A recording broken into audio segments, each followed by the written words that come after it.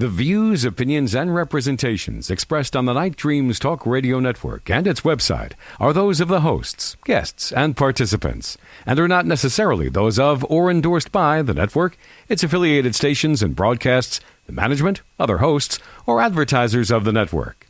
The shows found on the Night Dreams Talk Radio Network can, but do not necessarily, promote any particular lifestyle, belief, religion, political affiliation, or other personal practice. These shows are for entertainment purposes only, and are not intended to treat, diagnose, and or claim any cure of disease or condition, or give any medical or legal advice. You are listening to Night Dreams Talk Radio Network, from our compound to you worldwide, with your host, Gary Anderson. Well, I guess that is me. Tonight I got a co-host. We have Michael W. Hall, known, well, as the paranormal attorney. But we won't get into why he's known as the paranormal attorney tonight. That'll be another night. And now we got a special guest. We're going to be talking about, well, you remember Natalie Wood? Well, she was a famous actress back in the 60s and 70s. And then at one point, she was out on her boat with her husband, and she died. And we got a special guest on here. Who do we have tonight as our special guest for our special show? Hi, this is Todd Guzzi. Hi, Todd. I'm a producer and writer here in L.A. Well, what do you think happened to Natalie Wood? Everybody kind of looked at her husband, for a long time. I think they probably still do. But you have the case solved. So let's go right in for the beginning and tell everybody about it. Yeah, and you want the short version or the long version? Well, I have you for an hour, so you make that decision. Michael, are you ready for a long or a short version? I like the long version. Yeah, that's awesome. And great show and great stuff you guys do.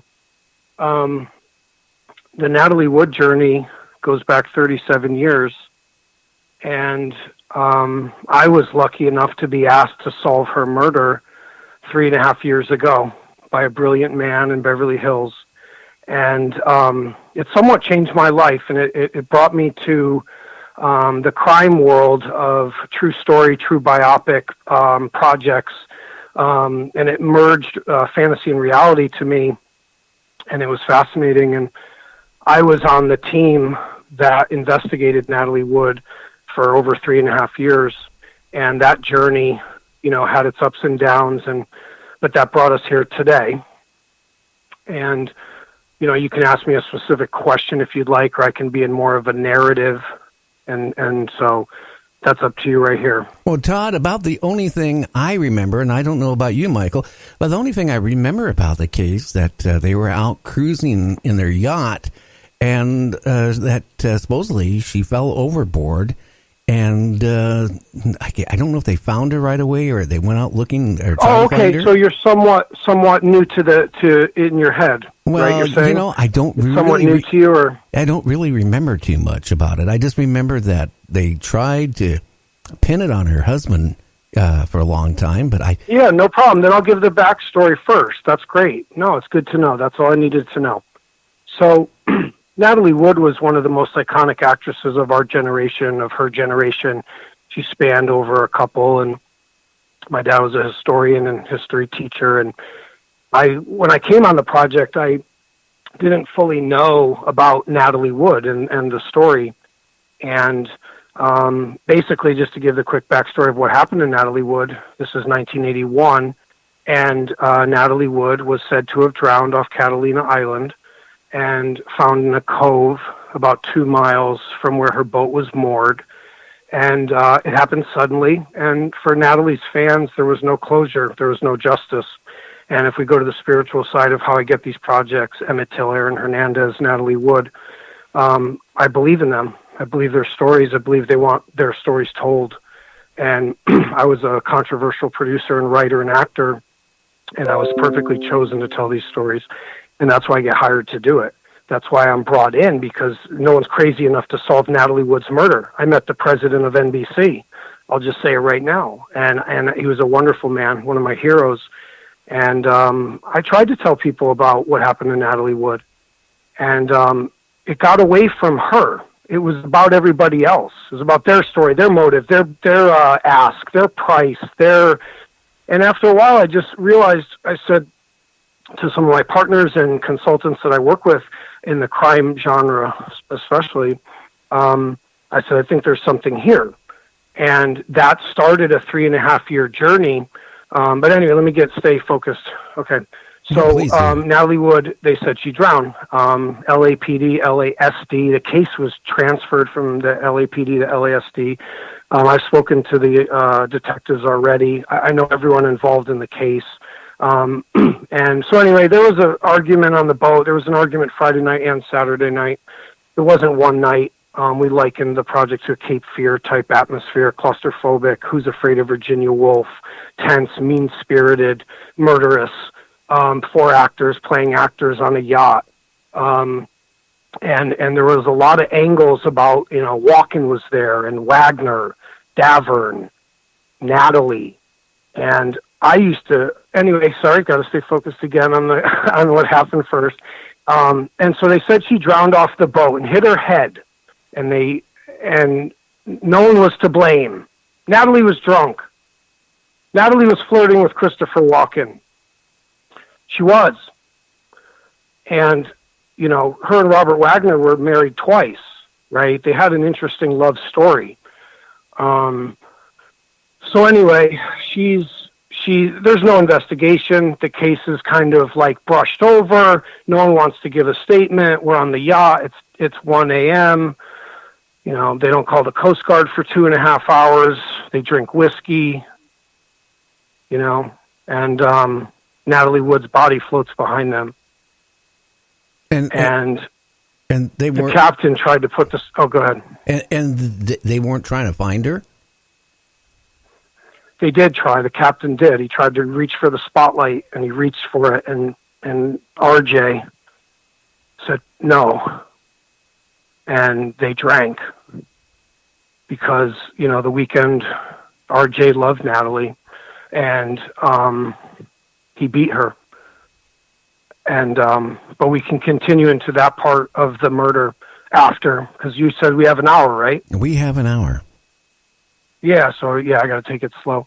And so the case was pushed over. Thomas Noguchi, he was a very famous coroner. Do you remember Thomas Noguchi? Oh, yeah. I guess he was on Marilyn Monroe too, and oh yeah. Yeah. So, I found a lot of interesting stuff, and the captain, but okay, so that's what happened. You have any question about what happened? Natalie Wood died in 1981, and was a pop culture phenomenon, right? Because everyone was I was a little kid, but I do remember kind of like the world kind of stopping for a second. Do you know what I mean? Like, how did you feel when Natalie Wood died, or do you remember that?